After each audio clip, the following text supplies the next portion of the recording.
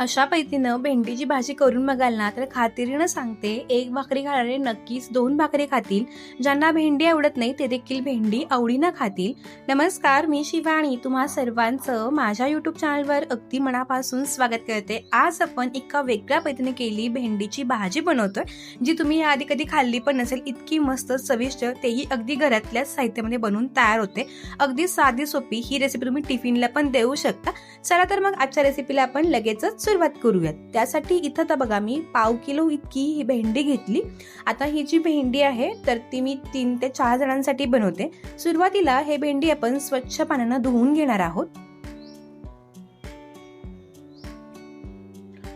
2 वेळा पाण्यानं स्वच्छ धुवून झाली की ह्यातलं पाणी निथळून एका कॉटनच्या कपड्यावरती ही भेंडी काढून स्वच्छ अशी पुसून घेणार आहोत.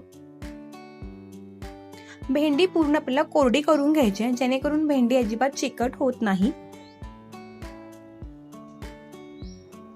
संपूर्ण जी भेंडी होती ती मी अशा पद्धतीने एका कॉटनच्या कपड्यावरती ठेवून ती छान अशी कोरडी करून घेतली. आता कोरडी करून घेतलेली भेंडी आपण चिरून घेणार आहोत. तर चिरताना थोडा वेगळ्या पद्धतीने ही भेंडी चिरतोय. पुढचा आणि पाठीमागचा देठाकडचा भाग काढून घ्यायचा आणि एकामध्ये 2 मोठे तुकडे करून त्यामध्ये उभे काप करून घेतोय. ही भेंडी आहे ना, तुम्ही साईड डिश म्हणून असू दे किंवा भाजी म्हणून कशीही खा, मस्तच लागते. तर सगळी जी भेंडी आहे ती मी अगदी अशा पद्धतीने कट करून घेते.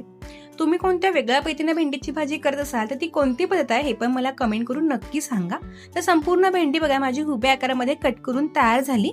त्यानंतर साधारणपणे 8 ते 10 लसूण पाकळ्या त्या पण मी अशा उभ्या कट करून घेतल्या.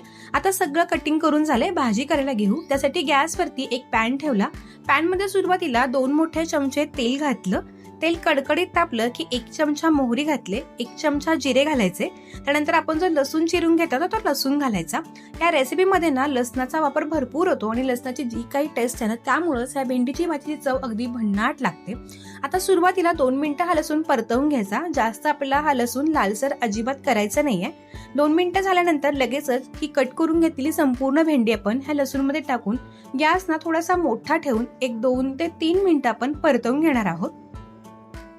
लक्षात ठेवा, जेव्हा आपण ही भेंडी करतो ना तेव्हा नेहमी भेंडी परत असते वेळी गॅस मोठा ठेवायचा, म्हणजे भेंडीचा चिकटपणा पटकन कमी होतो.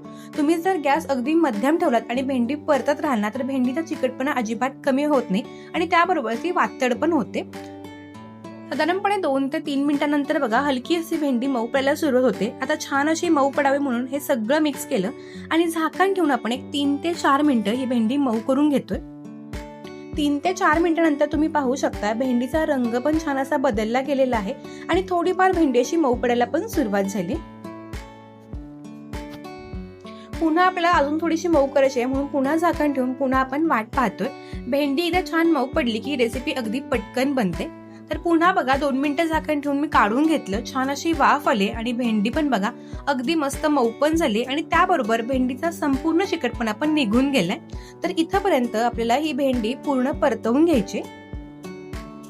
त्यानंतर 1/2 चमचा हळद, 1 ते 1.5 चमचा काश्मीरी लाल तिखट घातलं मी. त्यानंतर 1 चमचा आपण याच्यामध्ये गरम मसाला घालतोय. तुमच्याकडे गरम मसाला नसेल तुम्ही धने जिऱ्याची पूड पण याच्यामध्ये वापरू शकता.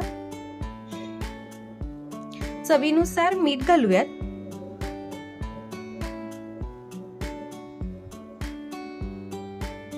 त्यानंतर आपण 2 मोठे चमचे भाजलेल्या दाण्याचा कूट घालतोय. ह्यामुळे ना भेंडीला छानपैकी असा क्रंचीनेस येतो आणि त्यामुळे बाइंडिंग पण मस्त येतं. आता हे सगळं बघा चांगलं असं मिक्स करून घ्यायचं. हे मसाले घातल्यानंतर गॅस बारीक करायचा, म्हणजे ते अजिबात जळणार नाहीत. मस्तपैकी सगळे मसाले भेंडीसोबत अगदी छान चिकटले गेलेत. बघता क्षणी ती भेंडी खावीशी वाटते. तुम्हाला आणखीन जर भेंडी कुरकुरीत करायची असेल तुम्ही आणखीन थोडा वेळ देखील हे भेंडी मध्यम गॅसवरती परतवू शकता.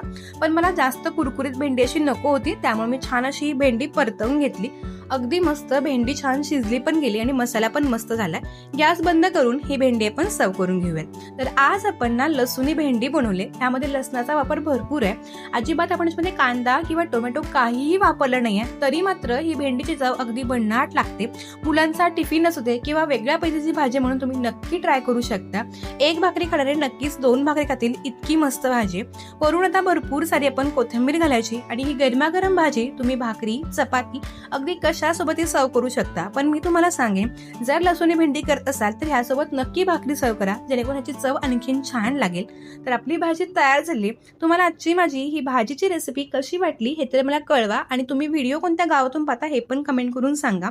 तुम्हाला माझी आजची ही लसूणी भेंडीची रेसिपी आवडली असेल अशी मी आशा व्यक्त करते आणि आजचा व्हिडिओ आवडला असेल तर माझ्या व्हिडिओला लाईक करून चॅनलला सबस्क्राईब पण करा.